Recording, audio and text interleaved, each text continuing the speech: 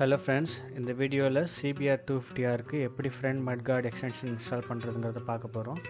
So அதுக்கு பேசிக்காக இந்த டூல்ஸ்லாம் தேவை. ஸோ இந்த டூல்ஸ் எடுத்துக்கோங்க, சைஸ் வந்து ஸ்பெக் பார்த்துக்கோங்க கரெக்டாக. ஸோ இப்போ நான் வாங்கின அந்த எக்ஸ்டென்ஷன் கார்டு வச்சு நான் ஆல்ரெடி செக் பண்ணிக்கிறேன். ஸோ எதாக இருந்தாலும் ஃபஸ்ட்டு நல்லா கரெக்டாக சைஸ் வந்து பார்த்துக்கணும். அண்ட் ஏன்னா இப்போ ஹோல் பண்ணிட்டோம் அப்படின்னா அது மறுபடியும் ரீஹோல் பண்ணுறதுங்கிறது மட்கார்ட் டேமேஜ் பண்ணிடும். ஸோ அதனால் கொஞ்சம் கேர்ஃபுல்லாக பார்த்து மார்க்கிங் பண்ணிக்கிட்டு ஸோ அந்த மார்க் பண்ண இடத்துல நம்ம ட்ரில் பண்ணிக்கிறோம். ஸோ நான் ஃபஸ்ட் டைம் பண்ணும்போது இதில் வந்து ரெண்டு ஹோல் மட்டும்தான் போட்டேன். ஸோ 2 ஹோல் போட்டுட்டு அந்த 2 ஹோலோட அந்த மட்கார்டையும் நான் அட்டாச் பண்ணிக்கிட்டேன். ஸோ மட்கார்டில் ஆல்ரெடி ஸ்பேஸ் கொடுத்துருந்தாங்க ஹோலுக்காக, நான் அதை யூஸ் பண்ணலை ஆக்சுவலாக. ஸோ அதை ரெடி பண்ணிவிட்டு இன்ஸ்டால் பண்ணி பார்த்தேன்.